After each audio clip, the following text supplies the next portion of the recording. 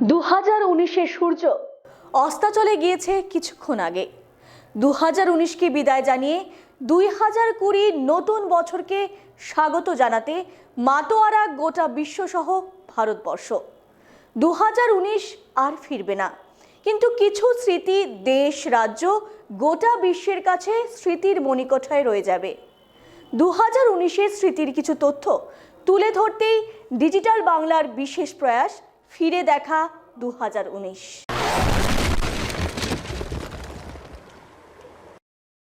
সেদিন ছিল 9 জানুয়ারি 2019। গোটা ভারতের ট্রেড ইউনিয়নগুলো 24 ঘন্টার হরতাল ডেকেছিল। এই হরতাল সফল করতে বেশ কিছু জায়গায় বিক্ষিপ্ত ঘটনাও ঘটে যায়, বাদ পড়েনি কোচবিহার।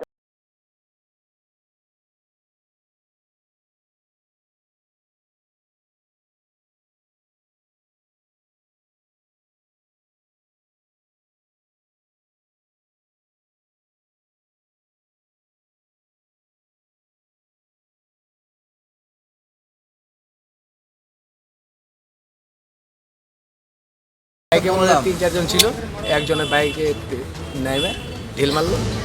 আমার গাড়ি থেকে 2-4 জন প্যাসেঞ্জার দৌড়ে যায়, ওখানে গেল, ওরা বাইক নিয়ে চলে গেলো। আমি এই যে দাঁড়ায়। কি দিয়ে ঢিল মেরেছিল? ইট দিয়ে। মানে গাড়িতে আপনার প্যাসেঞ্জার ছিল? হ্যাঁ, গাড়ি তো প্যাসেঞ্জার ছিল, প্যাসেঞ্জার গাড়ি বন্ধ, গাড়ি আজকে বন্ধ, পাবলিক গাড়ি বন্ধ, আমাদের গাড়ি চলতেছে। কোথা থেকে কোথায় যাচ্ছিলেন? আমরা কুচবিহার থেকে দিনাটা যাচ্ছিলাম। আমার এই চোখে লাগছে আর এই যে হাত থেকে। সেদিন ছিল 19 জানুয়ারি 2019। এনআরএস কাণ্ডের ছায়া ফুটে ওঠে কোচবিহারে। গভীর রাতে 7টি সারমেয় ছানাকে নির্মমভাবে পিটিয়ে হত্যা করা হয়। এই হত্যার প্রতিবাদে সরব হয় কোচবিহারের বিভিন্ন পশুপ্রেমী এবং স্বেচ্ছাসেবী সংগঠন।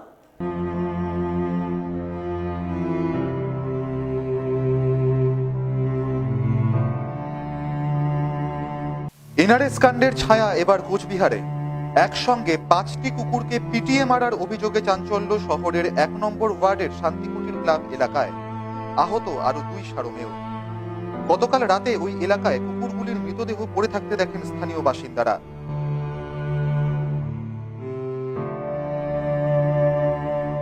এই নোংরা কাজটাকে আমি কি বলে কোন ভাষায় প্রকাশ করবো সেটা ভাষা খুঁজে পাচ্ছি না। কলকাতায় এরকম ঘটনা হওয়ার পরেও কি করে মানুষজন এরকম সেম কাজটা করতে পারলো সেটা বলার মতো আমার কোনো ভাষা নেই এই জায়গাতে।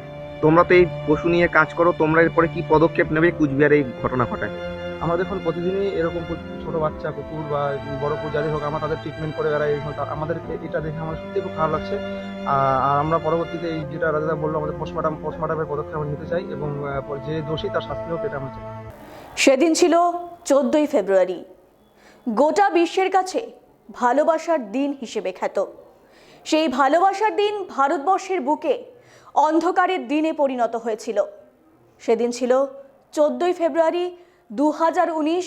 ভূস্বর্গের পুলওয়ামাতে সিআরপিএফ এর কনভয় সন্ত্রাসবাদীর হামলাতে শহীদ হন 49 জন বীর জওয়ান। জাতি, ধর্ম, বর্ণ নির্বিশেষে গোটা দেশ ক্ষোভে ফেটে পড়ে। প্রতিবাদে সরব হন ভারতবর্ষের সমস্ত নাগরিক। পুলওয়ামা কাণ্ডের বদলার আগুনে সরব হয় কাশ্মীর থেকে কন্যাকুমারী।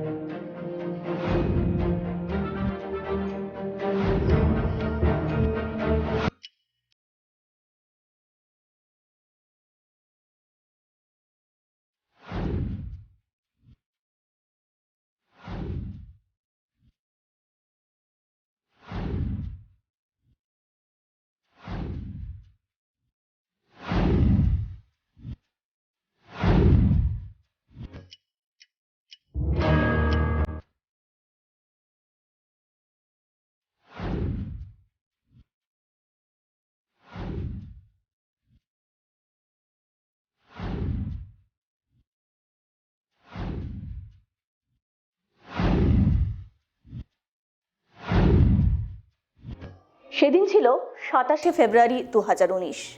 ভোররাতে ভারতীয় বায়ুসেনা দক্ষতার সাথে পুলওয়ামা কাণ্ডের বদলা এয়ার স্ট্রাইকের মাধ্যমে পাকিস্তানের ভেতরে ঢুকে শত্রুদের সঠিক জবাব দেন ভারতীয় বায়ুসেনার জওয়ানরা। এরপরই খুশি যখন গোটা দেশ, তখন পাকিস্তানে বন্দী ভারতীয় বায়ুসেনার উইং কমান্ডার অভিনন্দনকে দেশে ফেরাতে ফের প্রতিবাদে সরব হন আপামর ভারতবাসী।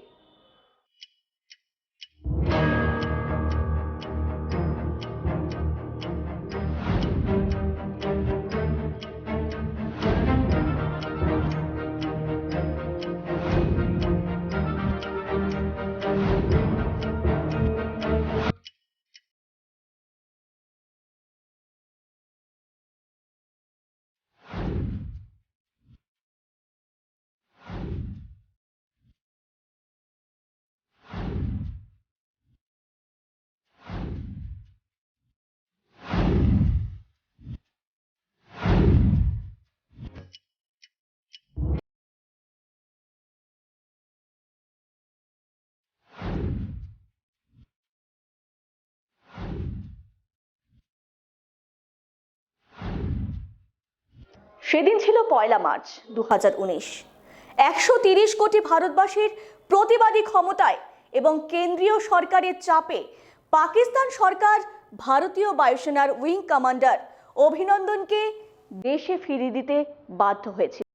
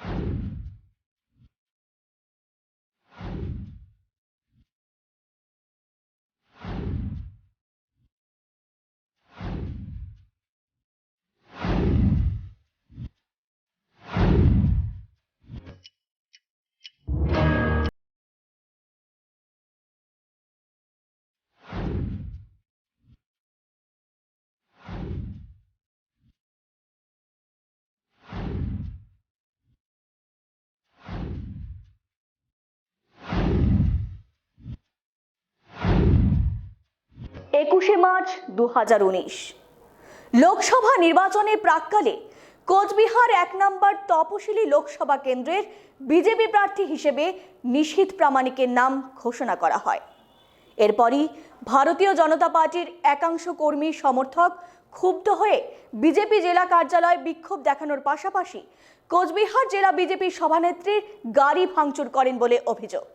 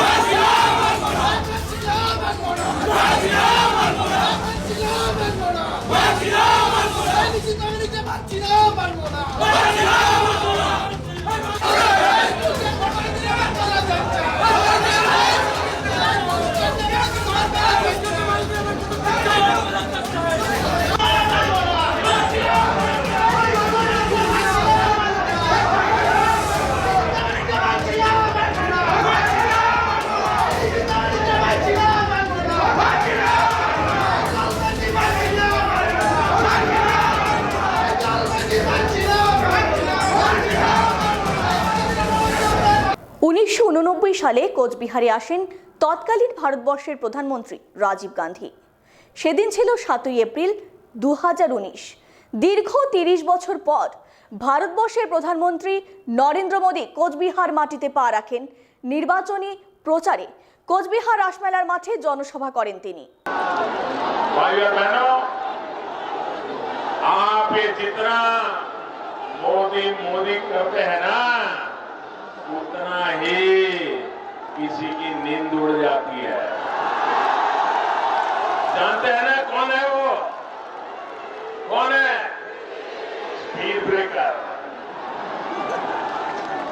पश्चिम बंगाल की स्पीड ब्रेकर दीदी चैन से सो नहीं पा रही है और सारा अपने अफसरों पर गुस्सा निकाल रही है, इलेक्शन कमीशन पर गुस्सा निकाल रही है। राजनीति में जमीन खिसकना क्या होता है, अगर किसी को समझना हो तो दीदी की बौखलाहट, दीदी का गुस्सा इतने से ही समझ सकता है। दीदी इतनी परेशान है कि दिन रात एक ही बात कर रही है, मोदी हटाओ, मोदी हटाओ, मोदी हटाओ, मोदी हटाओ। সেদিন ছিল 9 এপ্রিল 2019। ভারতবর্ষের প্রধানমন্ত্রী নরেন্দ্র মোদী রাসমেলার মাঠে নির্বাচনী করে যাওয়ার পরই বাংলার মুখ্যমন্ত্রী মমতা ব্যানার্জির পাল্টা জনসভা করেন রাসমেলা ময়দানে। এই নির্বাচনটা কি আমার নির্বাচন? পশ্চিমবঙ্গ সরকারের না, এটা দিল্লি চেঞ্জ করার নির্বাচন, মনে রাখবেন। 5 বছর কাজ করার পরে যার কৈফিয়ত দেওয়ার কথা, তিনি কৈফিয়ত না দিয়ে তিনি আমার কাছে কৈফিয়ত চাইছেন। হরিদাস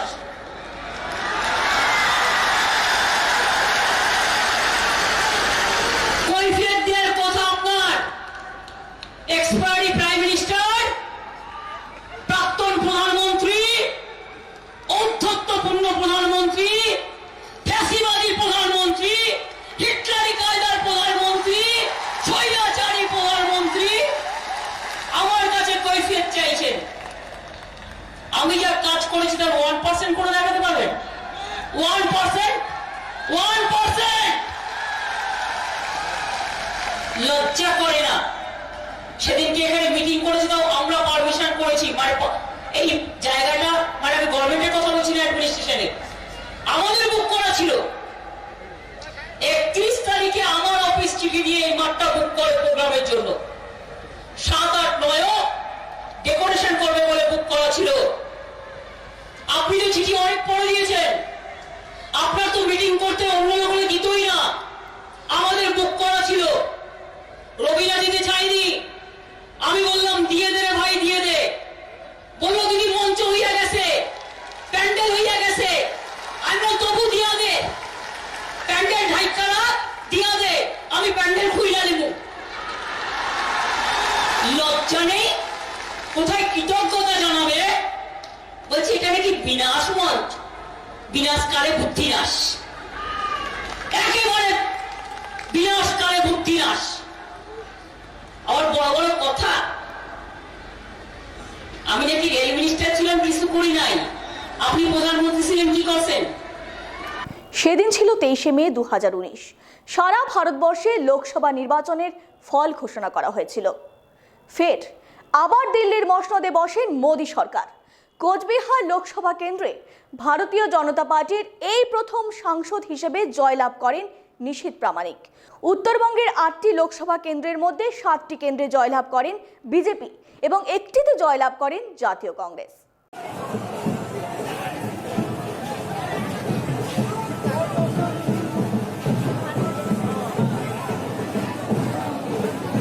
ওই যে উপরে, ওই যে ওপেন তো একদম। হ্যাঁ, র্যাপ তো থাকবে ওই সামনে, র্যাপ।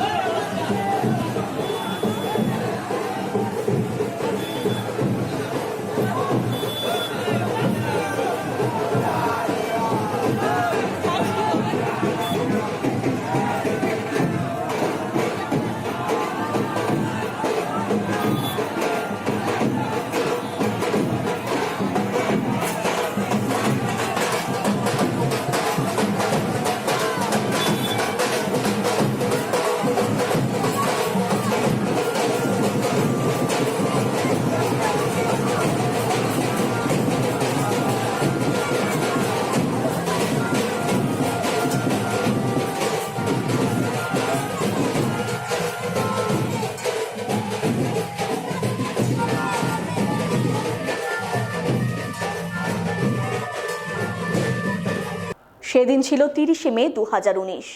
দিল্লিতে দ্বিতীয়বারের জন্য ভারতবর্ষের প্রধানমন্ত্রী হিসেবে শপথ গ্রহণ করেন নরেন্দ্র মোদী।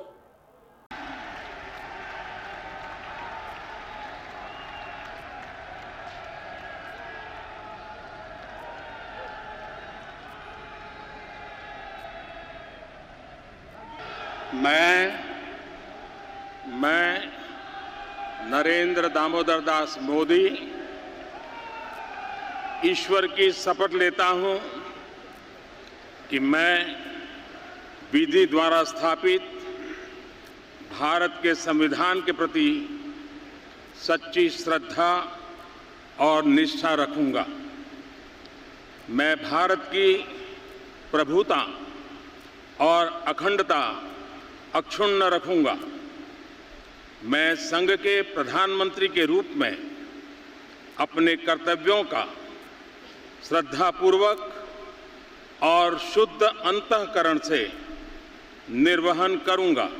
তৃণমূল কংগ্রেসের জন্মলগ্ন থেকে কোচবিহার জেলা সভাপতির দায়িত্বভার পালন করছিলেন রবীন্দ্রনাথ ঘোষ। সেদিন ছিল 7ই জুন 2019। রবীন্দ্রনাথ ঘোষকে সভাপতির দায়িত্ব থেকে সরিয়ে কোচবিহার জেলা তৃণমূল কংগ্রেসের নতুন সভাপতির দায়িত্ব দেন বিনয় কৃষ্ণ বর্মনকে। বিনয়ের অভিষেকে অস্তাচলে রবি।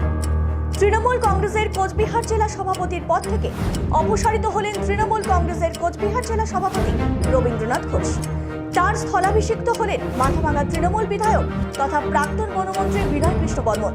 আর কার্যকরী সভাপতির দায়িত্ব পেলেন তৃণমূল যুব কংগ্রেসের কোচবিহার জেলা সভাপতি তথা প্রাক্তন তৃণমূল সাংসদ পার্থ প্রতিম রায়। এদিন চিঠির মাধ্যমে তাদেরকে এই দায়িত্ব গ্রহণ করার নির্দেশ দেন তৃণমূল নেতা সুব্রত বক্সী। এই খবর সকালেই সংবাদ মাধ্যমে চাউর হতে শুক্রবার নিজের বাড়িতে সাংবাদিক বৈঠক থেকে রবীন্দ্রনাথ ঘোষ স্পষ্টভাবে জানিয়ে দিলেন কোচবিহার লোকসভা কেন্দ্রের তৃণমূলের হারের সমস্ত দায়িত্ব মাথায় দিয়ে তিনি মেল মারফত দলনেত্রী মমতা বন্দ্যোপাধ্যায়ের কাছে তৃণমূল কংগ্রেসের কোচবিহার জেলা সভাপতির পদ থেকে অব্যাহতি চেয়ে ইস্তফাপত্র প্রদান করেছেন। তবে দলের অনুগত সৈনিক, দল ছাড়া তিনি নিজেকে ভাবতে পারেন না। তিনি একটি কৃষক পরিবার থেকে উঠে এসেছেন।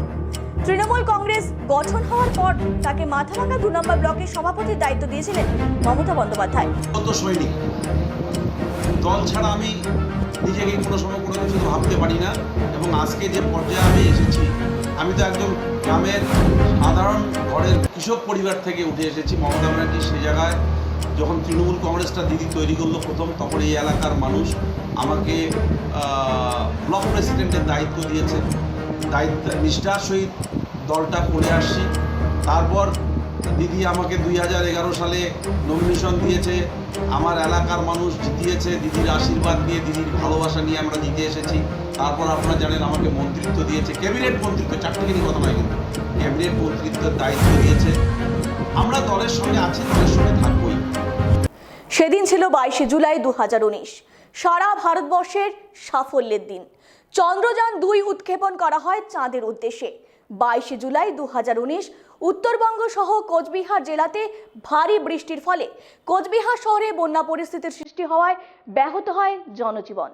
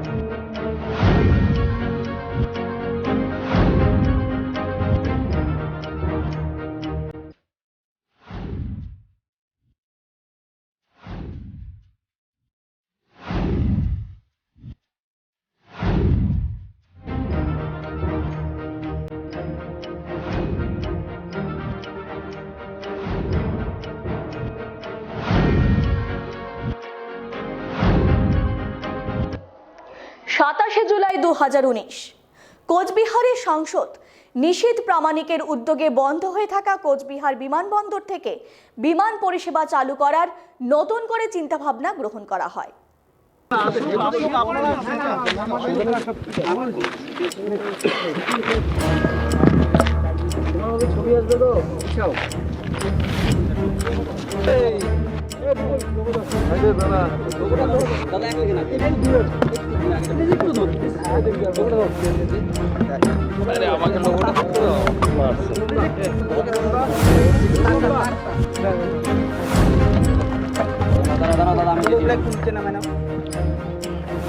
যাবো না না না উঠাও লোক উঠাও দেখা যায় না আগাবে না আর আগাবে চলো চলো যাবে যাবে চলো দাদা কোচবিহারে বারংবার বিমান নেমেছে এবং কতবার উড়েছে সেটা সবাই জানে। এই ক্ষেত্রে কি হচ্ছে এবার? দেখুন, আমরা জানি এর আগে রাজ্য সরকার অনেক বড় বড় প্রতিশ্রুতি দিয়েছিলেন যে বিভিন্নভাবে ভর্তুকি দিয়ে কোচবিহার বিমানবন্দরকে চালু করবার যে প্রতিশ্রুতি, আমরা দেখেছি যে যতবার রাজ্য সরকার প্রতিশ্রুতি দিয়েছেন ততবারই তারা কিন্তু তাদের প্রতিশ্রুতি রাখতে ব্যর্থ হয়েছে। এবং আমরা দেখেছি যে সবচাইতে বেশি 11 দিন এই কোচবিহার এয়ারপোর্টে বিমান পরিষেবা চালু ছিল। তো আমরা নির্বাচনের আগে আমরা কোচবিহারবাসীকে আমরা প্রতিশ্রুতি দিয়েছিলাম যে আমরা যত তাড়াতাড়ি সম্ভব কোচবিহারে বিমান পরিষেবা চালু করবো, এবং সেই কারণে কিন্তু আমরা তৎপর ছিলাম নির্বাচনের পরবর্তী সময় থেকেই। এবং আপনারা দেখতে পাচ্ছেন খুব স্বল্প সময়ের ব্যবধানে কিন্তু আমরা কোচবিহার বিমানবন্দরে বিমান নামাতে সক্ষম হয়েছি। আজ এবং কাল দিন ট্রায়াল থাকবে এবং আগামী পরশু থেকে যাত্রীদের জন্য এই বিমান পরিষেবা কিন্তু চালু হচ্ছে। কোচবিহার গুয়াহাটি কোচবিহার এবং কোচবিহার বাগডোগরা এই রুটেই আপাতত পরিষেবা করবে। সেটা দেখুন, সেটা যে কোম্পানির ফ্লাইট বিমান চলছে তারাই সেটা বলতে পারবে। হ্যাঁ, আপাতত এই বিমানটি চলবে এবং আগামীতে যাত্রীর চাহিদার উপর নির্ভর করে আমরা আগামীতে 24 সিটের যে ফ্লাইট সেটা নামাবো, এবং তারপরেও যদি যাত্রীর চাহিদা আরও বেশি হতে থাকে তাহলে আমরা এখানে 42 সিটারের যে ফ্লাইট বিমান রয়েছে আমরা সেটাকে নামাবো। এটা আপাতত 9 সিটার রয়েছে, 9 জন যাত্রীকে নিয়ে এটা উঠতে সব।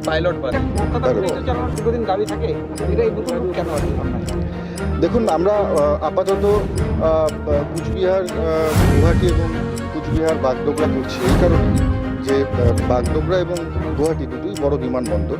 কোচবিহার থেকে যে যাত্রীরা এতদিন পর্যন্ত বাগডোগরা অথবা গুয়াহাটির থেকে যারা ফ্লাইট করতেন তাদের ক্ষেত্রে সুবিধা হয়েছে খুব স্বল্প সময়ের মধ্যে এবং খুব কম ফেয়ারেই কিন্তু তারা বাগডোগরা বা গুয়াহাটি পর্যন্ত পৌঁছে যেতে পারবে। এবং সেই সঙ্গে সঙ্গে উত্তর পূর্ব ভারতে আপনারা জানেন যে এয়ার অ্যাম্বুলেন্স পরিষেবা নেই, সেটাও কিন্তু আমরা এখান থেকে চালু রাখছি, যাতে যে সমস্ত আপনারা জানেন যে অনেক সময় অনেক অঘটন ঘটে যায়, অনেক দুর্ঘটনা ঘটে এবং অনেক সময় অনেক মুমূর্ষ রোগী যারা কিন্তু পরিষেবার অভাবে বিমান পরিষেবার অভাবে কিন্তু যাদের হয়তো উপযুক্ত চিকিৎসা ব্যবস্থা আমাদের এখানে নেই, আপনারা জানেন যে সেটা হয়ে ওঠে না।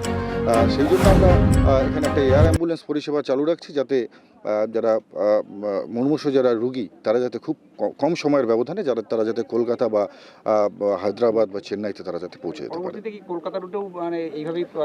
হ্যাঁ, নিশ্চয়ই যাত্রীদের চাহিদার ভিত্তিতেই পরবর্তীতে কলকাতা বা কোচবিহার কলকাতা বা কোচবিহার বাগডোগরা কলকাতা বা কোচবিহার বালুরঘাট কলকাতা চালু হতে পারে। সেদিন ছিল 29শে আগস্ট। কোচবিহার সরকারি মেডিকেল কলেজ এবং হাসপাতালের নবজাতকদের জন্য নবনির্মিত মাতৃমাতে আগুন লাগাতে ব্যাপক উত্তেজনা সৃষ্টি হয় হাসপাতাল চত্বরে।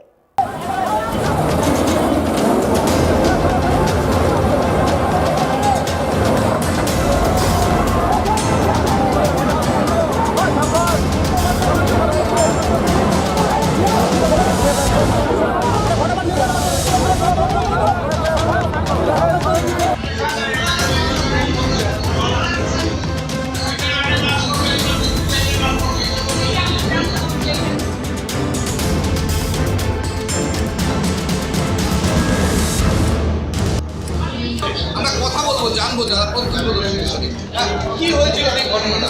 আমরা যখন ওই আন্দোলনে কাজ করছিলাম পুরানটাতে, হঠাৎ করে আওয়াজ ছিল যে এই বিল্ডিংয়ে আগুন লাগবে। তখন ওইখান থেকে ছুটে আসলাম, দেখি সব বাচ্চারা রয়েছে, সবাইকে অন্য গেট দিয়ে নামাই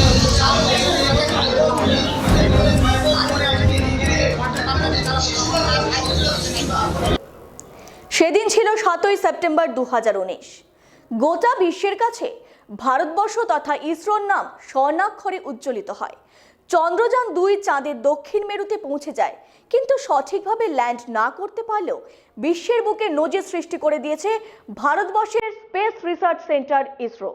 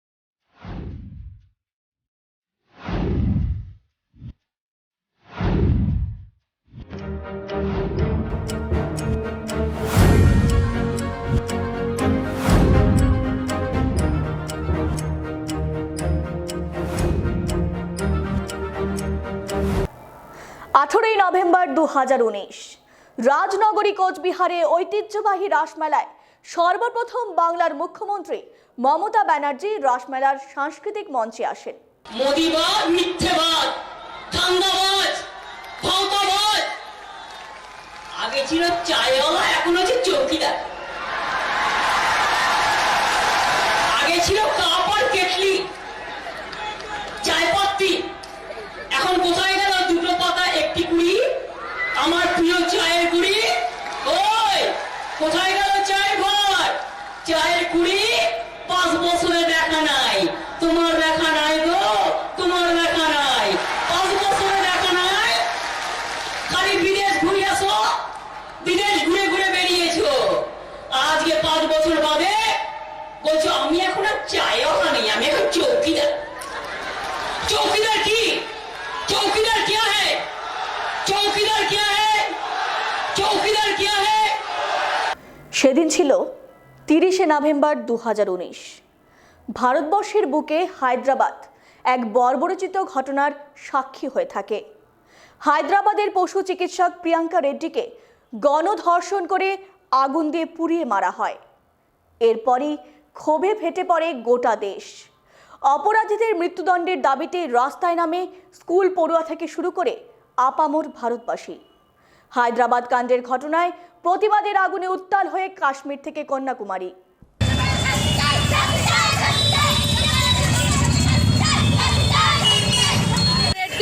একজন ডক্টর ছিলেন, তার 4 জন দুষ্কৃতীরা তাকে রেপ করে তার খুন করেছে এবং তার ডেড বডি এবং তার বডিটাকে জ্বালিয়ে দেওয়া হয়েছে। তার প্রতিকারে আমরা সেই ধর্ষণকারীদের ফাঁসি কিংবা কঠোরতম শাস্তি চাই, যাতে এমন কোনো খারাপ কাজ করার কথা কারো মনে না আসে। সেদিন ছিল 5ই ডিসেম্বর 2019। হায়দ্রাবাদ কাণ্ডের প্রতিবাদের আগুনে উত্তাল যখন গোটা দেশ, ঠিক সেই সময় হায়দ্রাবাদ কাণ্ডের ছায়া মালদাতে এক যুবতীকে রাতের অন্ধকারে ধর্ষণ করে পুড়িয়ে মারা হয়।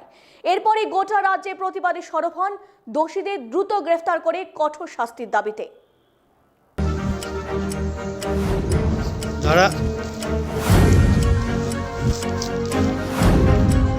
এবং আমরা অনুমান করছি কি এটা ভোর রাতের দিকে এটা করা হয়েছে। সন্তোষ একটু পিছনে আসুন। এবং ডেড বডির যিনি আছেন উনি আমরা আইডিয়া করছি যে উনি বিবাহিত নন এবং তার সাথে কিছু ইনজুরিও রয়েছে। আমরা ইনভেস্টিগেশন চলছে, আমরা ফার্দার ইনভেস্টিগেশন করে আপনাদের জানাবো। সেদিন ছিল 7ই ডিসেম্বর 2019। ডাক্তার প্রিয়াঙ্কা রেড্ডির ধর্ষণকাণ্ডে জড়িত অপরাধীদের হায়দ্রাবাদ পুলিশ এনকাউন্টার করে হত্যা করেন। গোটা দেশের কাছে হায়দ্রাবাদ পুলিশ এক অনন্য নিদর্শন তৈরি করেন। হায়দ্রাবাদের পশু চিকিৎসককে ধর্ষণ করে পুড়িয়ে যার অভিযুক্তকে এনকাউন্টারে গুলি করে মারল তেলেঙ্গানা পুলিশ, দিয়ে মারা হয় তাদের। যেখানে ঘটনাটি ঘটিয়েছিল তারা সেখানেই পুনর্নির্মাণের জন্য নিয়ে যাওয়া হয়েছিল। কোর্ট কাচারি ক্যাশারিজ হবে, কিন্তু ভারতবর্ষে প্রাণ জুড়িয়ে দেওয়া খবর হলো আজ। আফসোস একটাই, ওদের কিসে মারা গেল? অনেকদিন অন্ধকার কোনো জেলখানায় বাঁচিয়ে রেখে অগত্য অত্যাচার করে সে অত্যাচারের খবর রোজ খবরের কাগজে ছাপিয়ে মানুষকে জানিয়ে মারা গেল না। আফসোস একটাই, শুনুন হে ভারতবর্ষ, ধর্ষণ করলে মরতে হবে তোকে। সেদিন ছিল 12ই ডিসেম্বর। বর্তমান কেন্দ্রীয় সরকার বিতর্কিত সিএ বিলকে আইনে পরিণত করেন। এরপরই দেশের বিভিন্ন স্থানে সৃষ্টি হয় অশান্তির বাতাবরণ।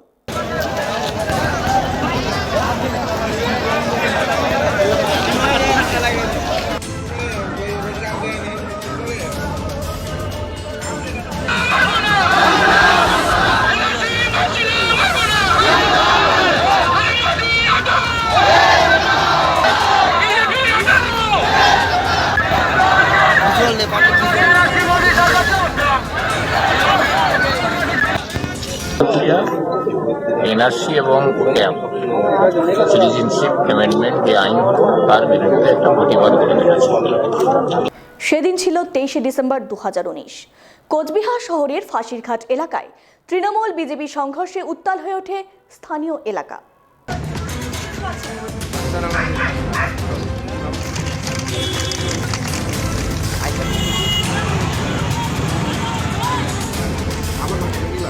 ওরা এসে এদিকে মাথা মুছে খুলে দিচ্ছে, আর ওদের গজব তো আমাদের এদিকে লোকেই ভোগ করলো। যারা অন্যায় করলো না তাদের দোকান খামার ভাঙিয়ে দিল।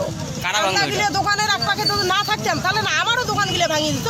কারা করলো, কারা সেটা আমরা বলতে পারবো না নাম। এখন ছেলেপেলে আসছে কোন কোন এইটাই দেখছি, কিন্তু নাম কারো আমরা জানি না। কোথা থেকে আসছে ওরা? ওরা ওই পাশ থেকে আসছে, আর এই পাশ থেকে আসছে। সেদিন ছিল 30শে ডিসেম্বর 2019। বিরোধী দলরা যখন কেন্দ্রীয় সরকারের নাগরিকত্ব আইনের বিরোধিতায় সামিল, কিন্তু কোচবিহার শহরে নাগরিকত্ব আইনের সমর্থনে মহা মিছিল করেন ভারতীয় জনতা পার্টি।